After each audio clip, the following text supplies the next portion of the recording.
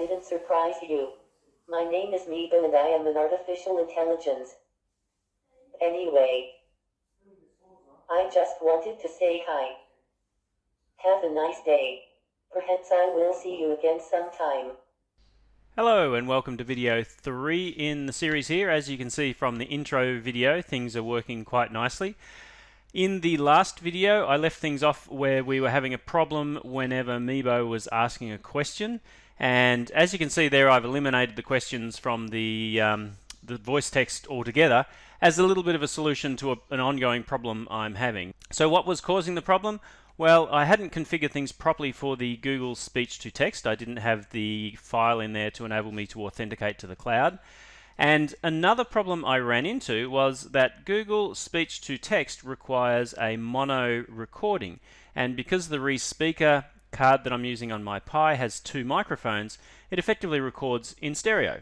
So I've had to add this function here into my speech-to-text function, or my speech-to-text file, where before I transcribe it, I convert the file to mono using the Audioop and Wave libraries here.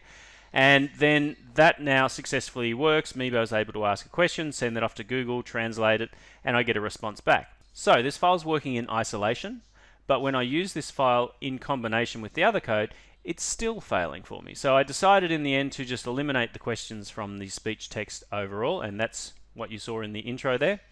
And that has enabled me to move forward. Now, because I needed to create a whole new bunch of speech paths for the non-question orientated conversation, I needed to edit the data that was in the database of speech paths, that is. Now, that was a little bit difficult because before it was in MySQL, and frankly, having to set up a MySQL database with the database server and everything for just a single table of not that much data seemed like way overkill. So what I've done is substantially simplify the architecture here by eliminating MySQL altogether.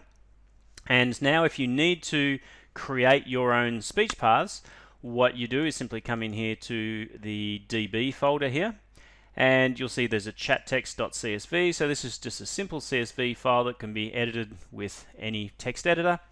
And you can see here are the categories of speech where it goes through.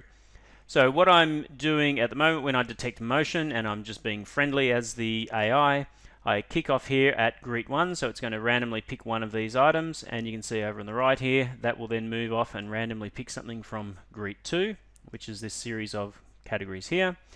And then any of those lead off to greet 3, and finally finishes with enjoy. So in that way, you're able to create many different combinations of speech paths, so it sounds somewhat unique each time. And it's very easy to edit this file. When you kick off the brain, it will rebuild a SQLite database from that CSV file on the fly using Python code, so you no longer need to worry about a database server at all. Big improvement over the previous architecture. And the other thing I've added to the brain logic is a web server. So you will recall that as I'm looping through every 3 seconds, I think it was, on the client image or motion sensor, and I'm checking for whether we need to exit from the loop. At the same time, I'm taking a still and sending it to the server. Now I have this web server here, which using Flask is enabling me to see what's going on. So you can see the time updating down the bottom there.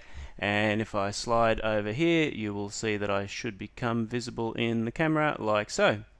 So there's a little bit of a delayed reaction like many of the security type cameras, but with multiple devices around the house, this would give me a page where I can scroll down and see all of the camera footage from around the house feeding in. Okay, so I'm going to finish this video here. The main thing I wanted to do was record this one to explain how I've eliminated the need for MySQL.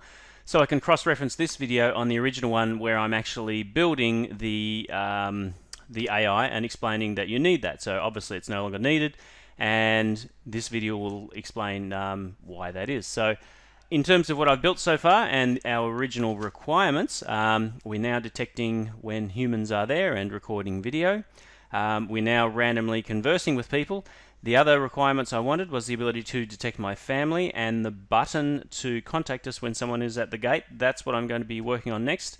So stay tuned, subscribe if you're interested in the build, and then you'll be notified of when the next video is posted. Thanks very much for watching.